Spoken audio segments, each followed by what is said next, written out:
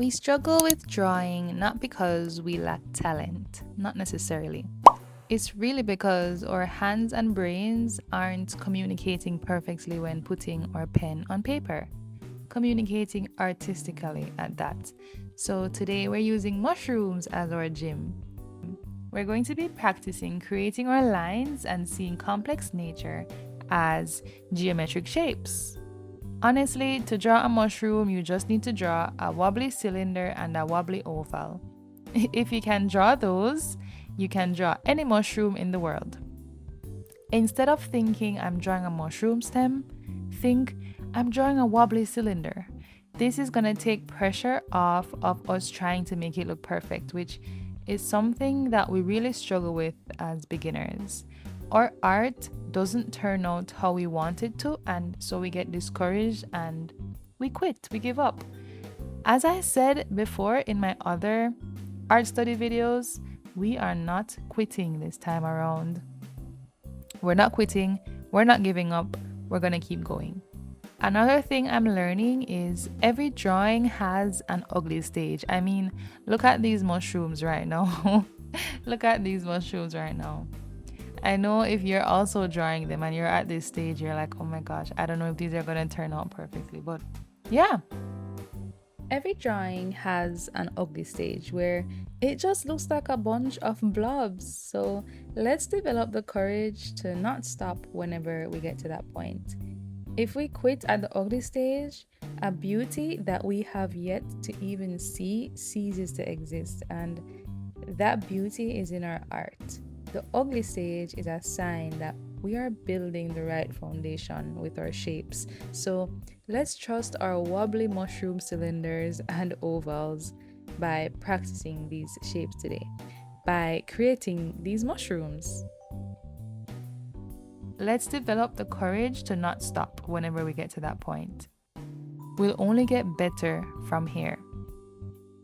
And this is a method of practicing lines and shapes without just drawing lines and shapes. This is a fundamental in art studies. By practicing these shapes, our brain and our hands are making a connection and creating a visual library.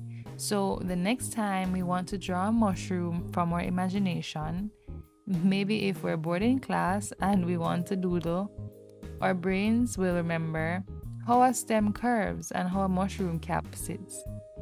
Honestly, with this practice, we're really just training our hands to remember what our eyes see and using our brains to properly put them on paper, perspective and things like that. Also, take a second to notice the pressure you're putting on your pen. Are you holding it tightly, loosely? Does it feel gentle in your hands? If your shoulders are tight and your grip is rigid, the organic shapes won't come out so great. So that's something that we need to practice. And this is something I struggle with a lot. I need to loosen up, because if we're not flowing in our sketches, it's not going to come out looking organic, especially when we're drawing something like mushrooms. We need to loosen up. Organic shapes love a relaxed hand. So right in this moment, let's take a deep breath and loosen up to make our drawings even better. And let's remember this every time we're doing art, to just loosen up. Hey, if you like my videos and you enjoy them or get some joy, get some inspiration from them, please hit the subscribe button. Join the family. Hit the subscribe button, leave a comment below. I love to chat with you all in the comments. Sometimes I get 1 or 2 comments and it just brings me so much joy to respond and to talk about art, especially if you're a beginner artist on this journey together. It's good to have company. Because I find that a lot of beginner stuff in the space are not necessarily from fellow beginners. So I like to hang out with fellow beginners in the comments below.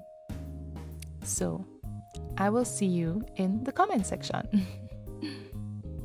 I'm curious, do you prefer drawing perfect looking drawings, or do you like when there's some wonky realism to them? Like these mushrooms now, I feel like I could make them a little bit more wonky looking, but also they're not too perfect at all actually. They kind of they're not great, but they do look like mushrooms and they're coming along with the color. Personally, I think I like the wonkier shape. I think it adds more character to the drawings. So let me know below if you prefer more perfect manicured looking drawings or if you quite like the wonky whimsical shape of things. Also, the obvious, leave a mushroom emoji below if you're here. Also, especially if you don't want to talk or you don't have much to say, like a full sentence, you can just leave a mushroom emoji in the comment section and I will acknowledge it. I'll say hi personally. Good thing about drawing all these mushrooms is I get to experiment and go outside of my comfort zone. Usually, a mushroom to me is just, a wonky cylinder and a wonky oval, but it's always red with white dots and it always has a certain shape. So, doing this mushroom practice is helping me to come out of my comfort zone, draw different kinds of mushrooms, different shapes, and coloring them using different colors instead of just red and white. Yeah, sometimes we get stuck drawing the same thing over and over again because it's comfortable, and I don't think this is good for our progress in drawing. So this is something I'm really trying to break out of. Mushrooms, well, one particular type of mushroom is definitely within my comfort zone, but I want to add more depth, variety to my drawings. So now I'm practicing drawing all these different kinds of mushrooms in different colors, different sizes, different shapes. I got inspiration off Pinterest, by the way. So, Pinterest is inspiration queen. Perfect place to find references all the time. So, yeah, pull up your Pinterest, look for some references, especially if it's something that's in your comfort zone that you always draw.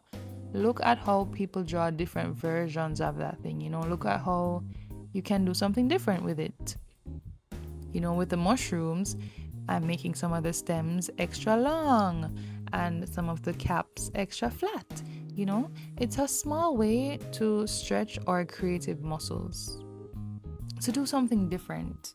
And also it helps to build confidence because now as I'm adding more color to these mushrooms, they're definitely feeling more and more like mushrooms, and they're definitely feeling more and more like art.